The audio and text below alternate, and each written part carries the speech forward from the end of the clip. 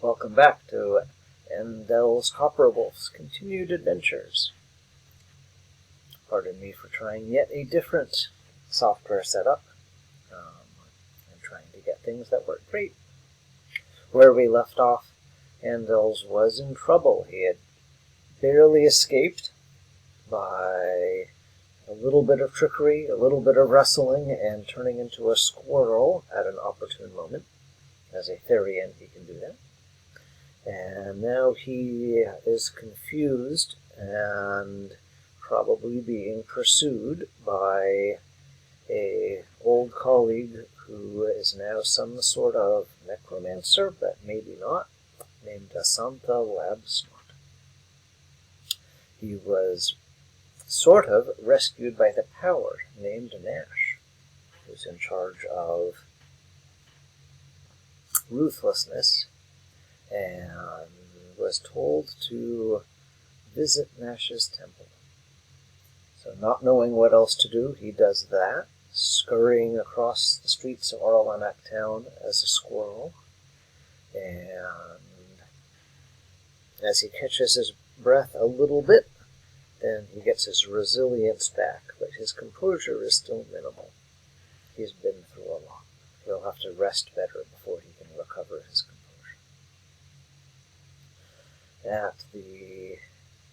Let's see, how does a journey fare? Let me search on here. Generate a new thing. What happens as he crosses town to get to a temple of Nash? A crowd apparently blocks his route. He will lose one resilience or composure. And he needs to use either etiquette or escape. Otherwise, a rival or foe will benefit from time passing. Failure means a new enemy is revealed. So, he's fairly good at escaping from tricky situations. Probably even easier as a squirrel. And he gets a medium success, so good enough for that. He manages to climb up some side of a building and keep on his way. After that brief delay, he does arrive at the Temple of Nash, and maybe even stays a squirrel. Doesn't trust to turn back into his human form. And he thinks about what's been happening. There's some things that don't make sense.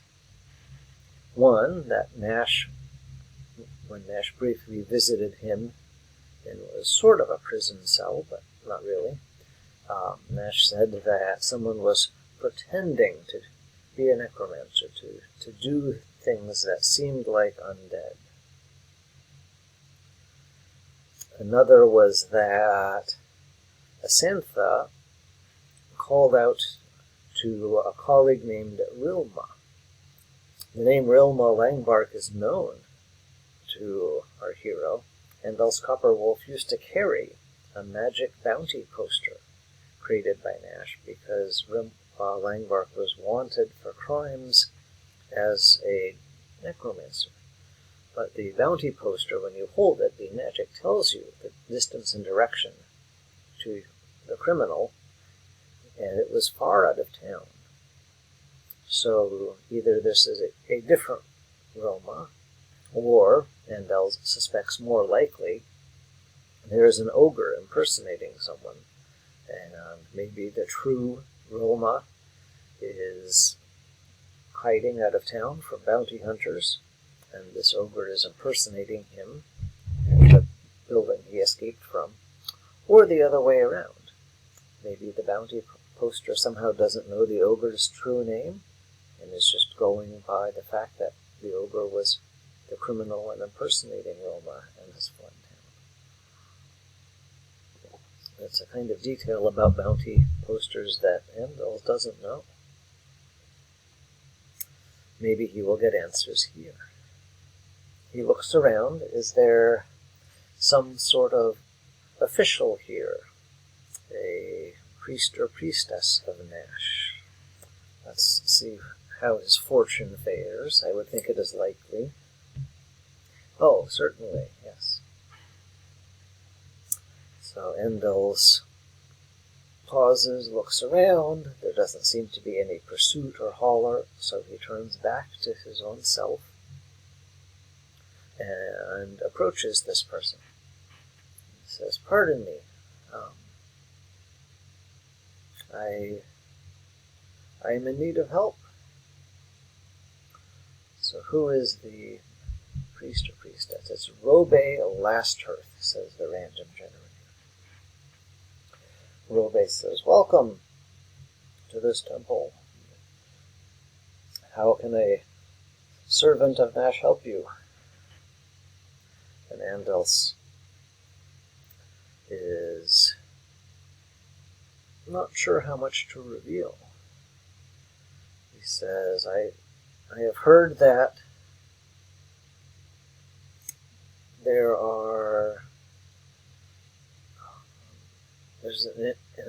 a copying, an impersonation of undead that is upsetting Nash. And has Robe heard of this? I would think it is likely. No, he hasn't. How could that be? Would Nash let anyone infringe upon his domains? The undead are creations of Nash, his monsters that serve to teach us lessons about ruthlessness and how it can be useful and how it can be corrupting and how it can be our undoing. That would be heretical, and how could Nash allow? Andelz shrugs. Yes, I would have said the same thing myself. Except for, I think, the authority of the person who shared that rumor with me. I'm going to take a note of Robe's name in case he becomes a recurring character. I like the appropriateness of the random last name, Lasthearth, because Nash is often not popular as a power. Perhaps the last place people often go to get help or solace would be his temples. Robe says, "May I ask about who told you this? Perhaps we can speak to this person together and get more answers." And Andelz says,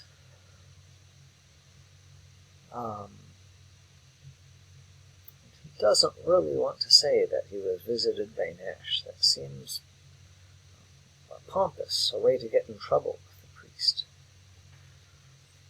Let's see if he can roll on etiquette and figure out a correct way to phrase this. He rolls very well.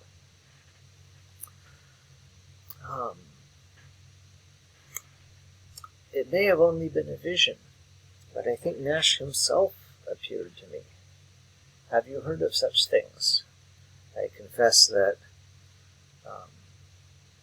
Little Humble was the power I was more devoted to in my past, but if Nash came to me and spoke something, then I would certainly want to honor Nash.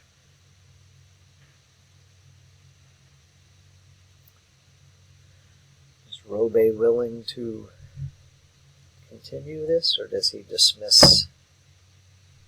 He is not wanting to deal with this. He says, I am sorry, sir, that if I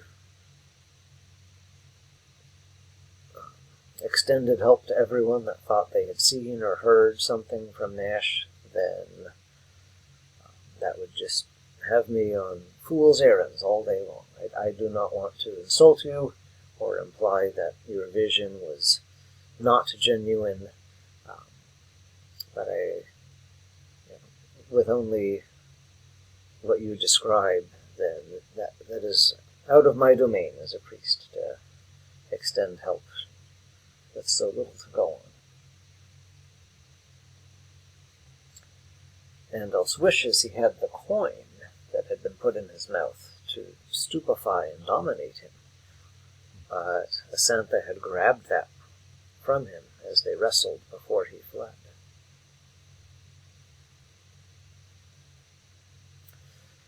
Looking around, he sees some bounty posters, including the one for Rilma.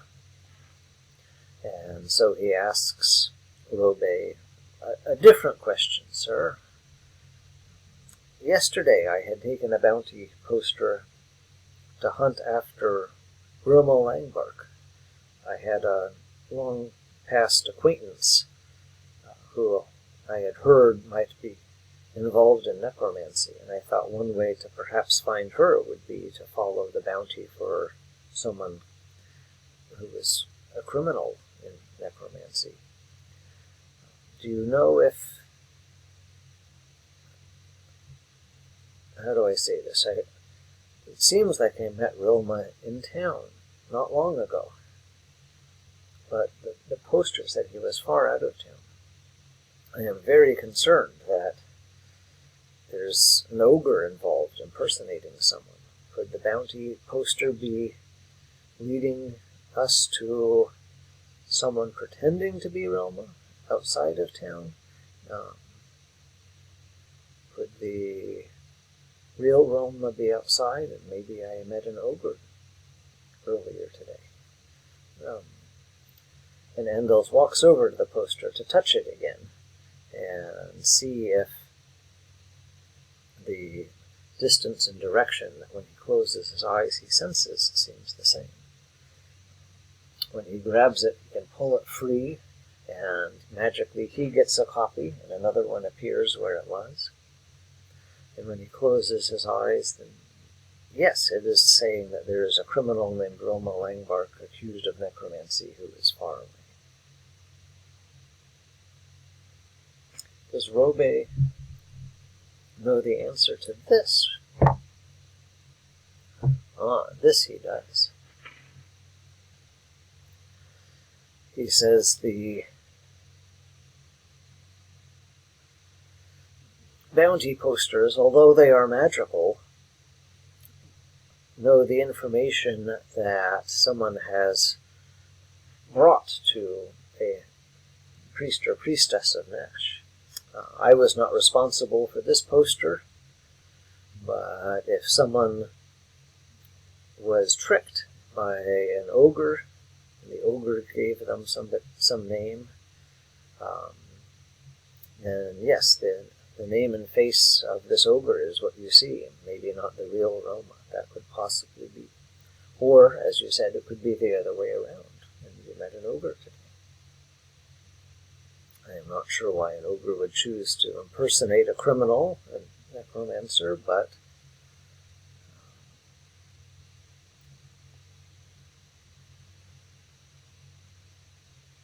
Andelz says, well, thank you.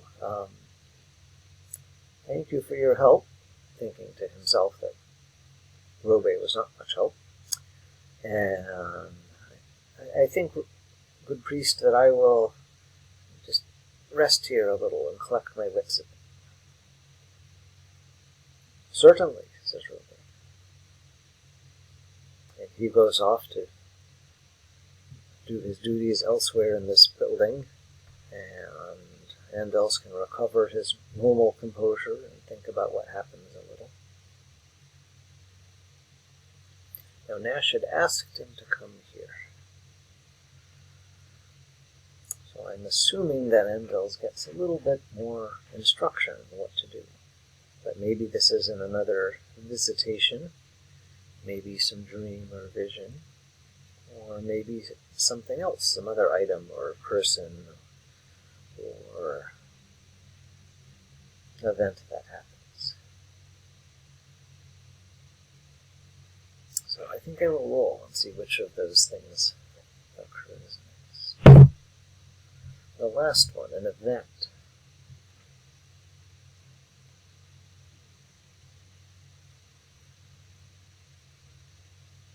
What could be an appropriate event?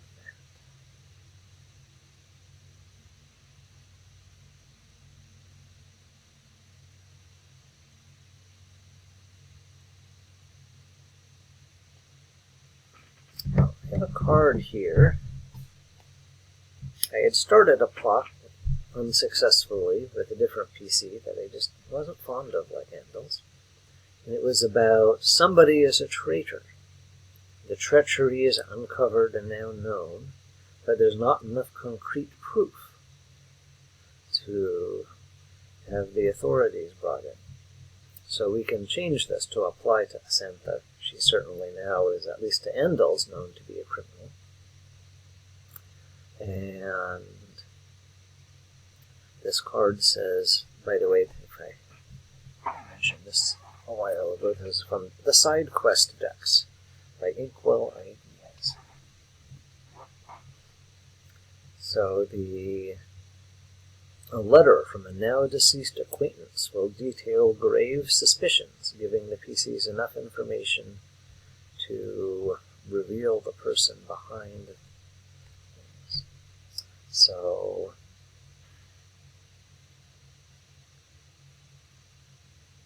Robe comes back and says, "Your name. Did you give me your name, sir? I don't remember."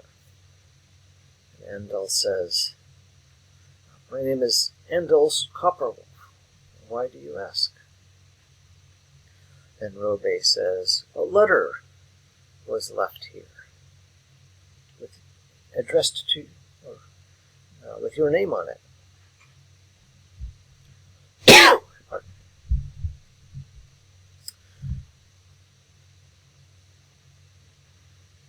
And Andelz says, "Oh, okay, thank you." And at this point I'm going to pause and look up what I had done a few sessions ago about Andelz's acquaintances in the game he had left. Okay, I brought up on the screen notes we had made in Miro about Andelz's background. One of his characters that had been very special to him was a hidden folk who was very interested in eerie esoterica, named Zakeki Ambly-Willow. So the letter reads, "My good friend Andelz, if you get this letter, I am in big trouble. I think I have uncovered something big. There are strange coins that someone is making and using. They can control people, and if put into the eye socket of a skeleton, allows controlling the skeleton as if it was an undead.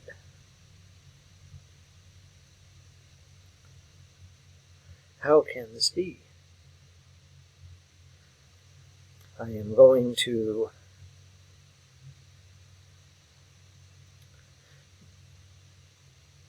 check in with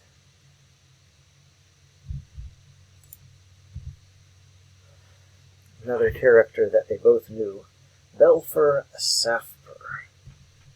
I'm going to check in with Belfer. We're going to investigate this together. I worry that our old colleague Asantha is involved.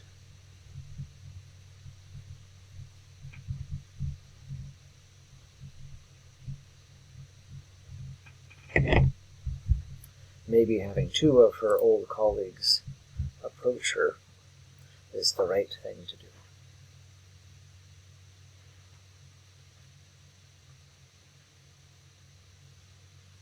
In any case, I'm keeping my notes hidden. You know where to look. If this is a goodbye, well, take care of our acting. And then Zakeki has signed your name.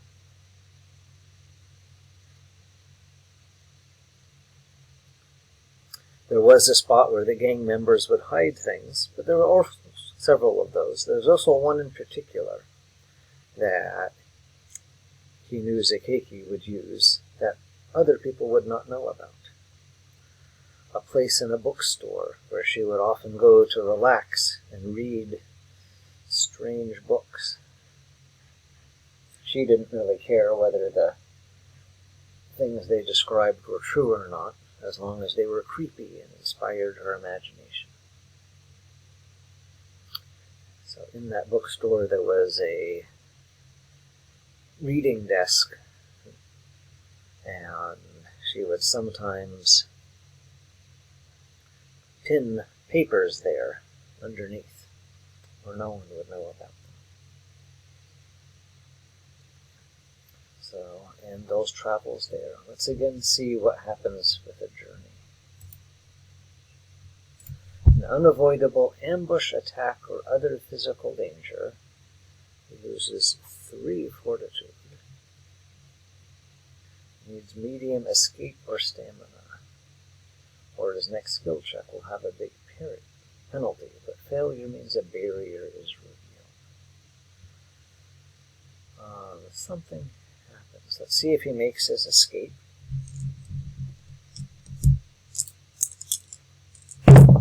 He does.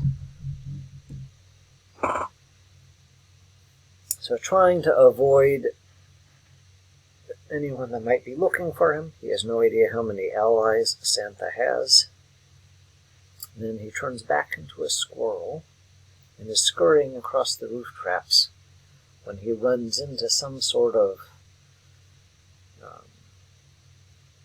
rat trap that people had set up. And he manages to wriggle out of it, but as it snapped closed, he is not permanently hurt. It didn't pass through his fortitude to his stamina, but he's really bruised and banged up.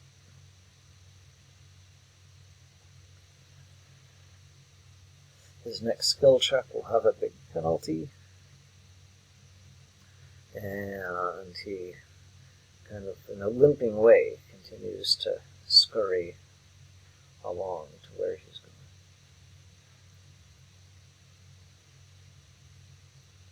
When he gets to the bookstore,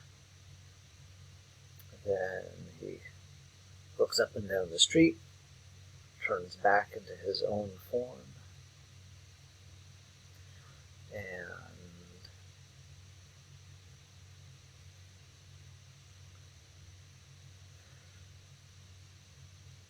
holding his side, pushes the door open and kind of hobbles inside. The owner of the bookstore is named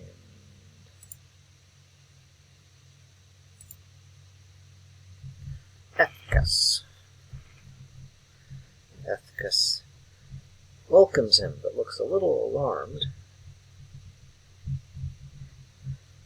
that an injured person is hobbling into his store.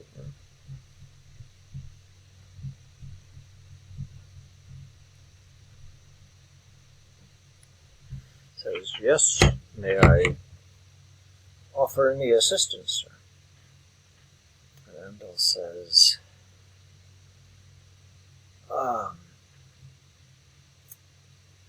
I'm actually looking for a friend, not a book. I'm sure you knew Zakeki almost as well as I did. She spent so much time here. How long has it been since she has been here? I've heard news that makes me fear for her safety as well. Ethkus raises an eyebrow and says, 4 days, maybe 5? Says Andelz. I feared so. Pardon me, let me sit in her favorite spot and try and compose a plan. Don't worry, there's no one pursuing me. I am not bringing thugs or other danger into your store, sir.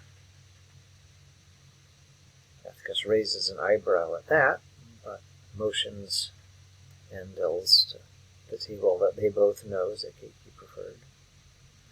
It's up some spiral stairs on a little loft, a little bit secluded, but still able to enjoy the light of the windows of the store and see who's coming in and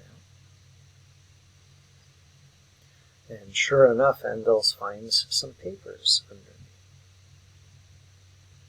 I'm going to give him a clue, but I'm also going to mark that time is passing by for some complication to our eyes. We get a 1 on the die that happens already.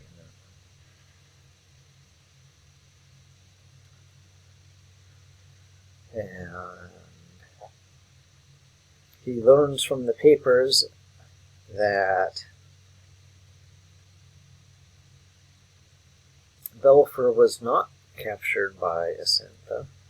In fact, he refused to go anywhere near her. "I'm an honest worker now," he told Zakeki. "Laboring is hard work, but I'm not going to get involved in old gang stuff as a favor for you. No, if she's doing wrong, get the town watch involved."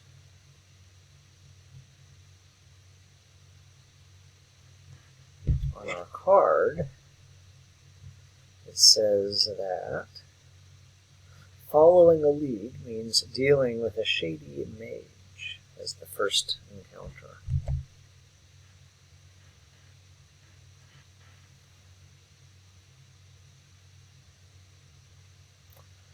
Andelz looks up. He hadn't really been trying to be sneaky. And Ethkus is there looking at him.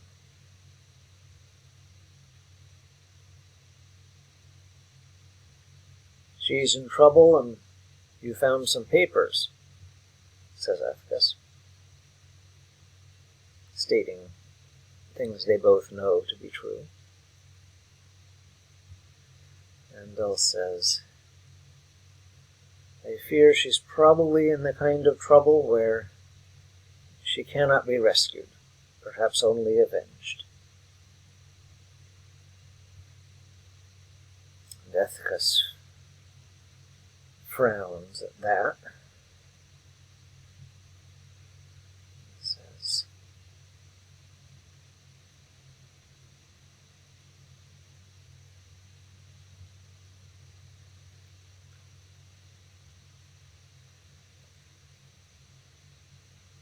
"Well, if there's some vengeance to be had, then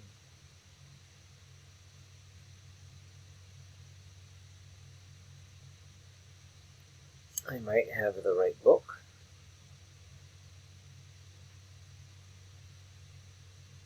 And Andelz looks up at him. "I confess, sir, I don't know what you mean. What kind of book would help with this?" Ethkus goes downstairs, saying, "Oh, I'll be back," and comes back from a back room where he has a very old book.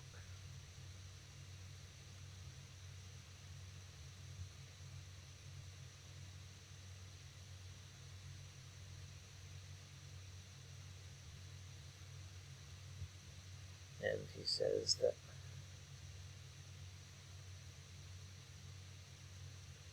this book talks about, well, let's call it an old kind of magic, a forgotten kind that's best not to be remembered. Zakeki had mentioned such things.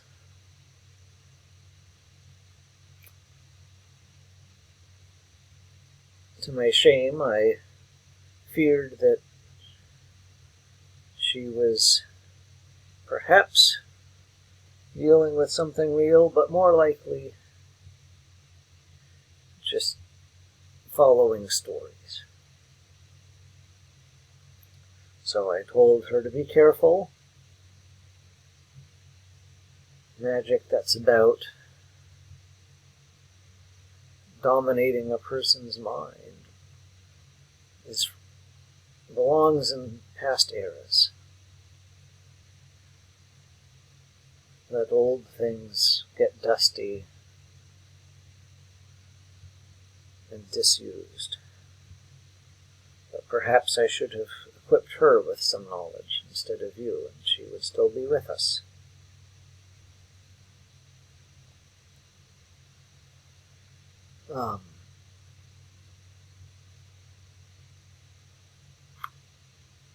In this book, which I am not about to let out of my sight, there is a spell I can teach you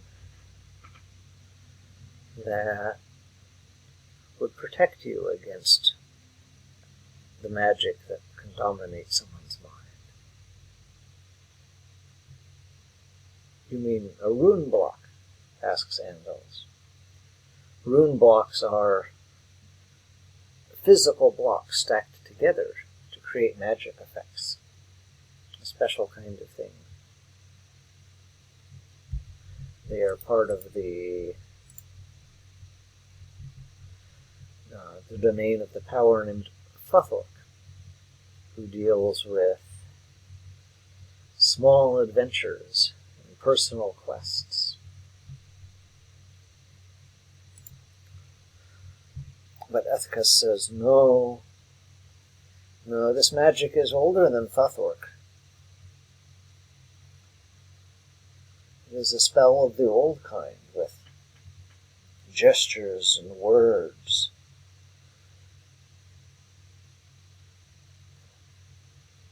Andelz said,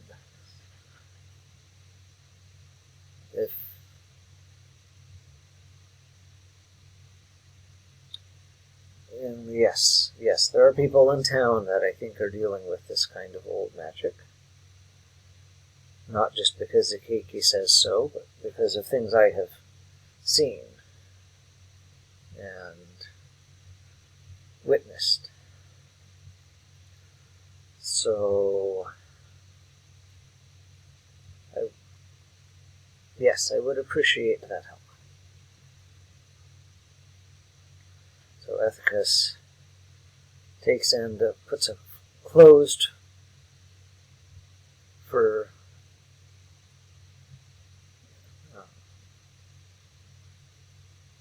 personal business sign on the window, locks the door of the shop, takes Andelz to the back room, which has a very large safe in it.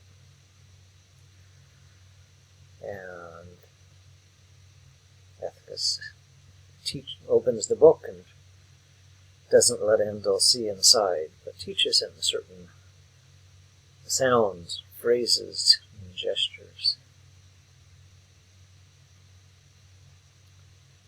And when Andelz casts the spell, let's have a side effect happen.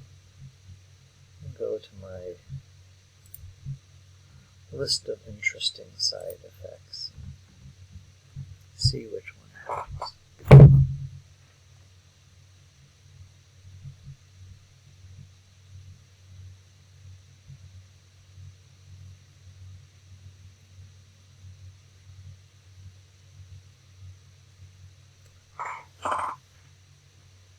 When he casts the spell, the skin on his arms changes. It's a little more rough.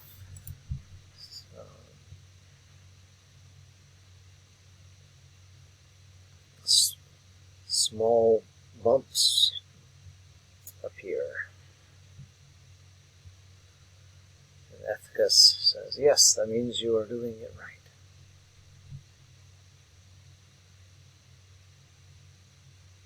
If you are fortifying your mind, it has the side effect of unpleasantly toughening your body in some way else.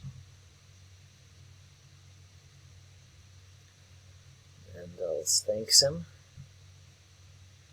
and Ethicus says, be careful. I can see you are dealing with dangers. get some healing, and if you deal with the source of this old magic, let me know. And perhaps we'll teach you something else from this book as thanks, and to help you in case this old magic becomes more entwined with your life. If you avenge the keiki, do I want to know that? Yes, I do want to know it. I'm afraid I am a bit old and retired and not up for helping make vengeance happen. But I cared for her, so be well. Good day. And he opens his door again, and Andelz probably leaves as a squirrel, still worried that one of Asantha's contacts would be looking for him. I think that's at a good place to stop because of some real lifetime issues. Thank you.